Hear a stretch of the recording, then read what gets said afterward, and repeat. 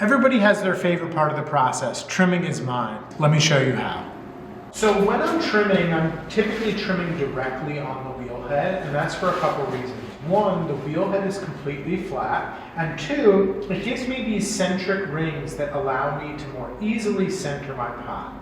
I'm going to intentionally put my pot off center so that I can illustrate a little bit of how I center on the wheel. So I leave my finger in a fixed position, letting the pot go around. And I have two options. I can either stop it and move away from my finger, or when the pot is far away from my finger, I could move it back toward. So I'm going to now take a little bit of time and just place it in what I perceive is the center based on the centric rings. And I'm always checking for center at the halfway point of my pot, or the part that is most centered.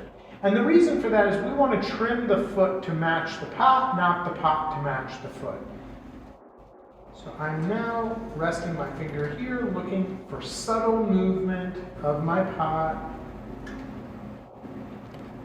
All right, now that my pot is on center, I want to use 3 lugs to hold my pot down.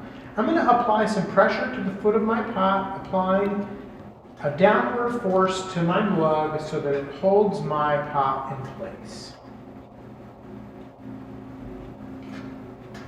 I want to try to place these equidistant around my pot because if they're not, then it's likely the pot could pop out from the larger gap.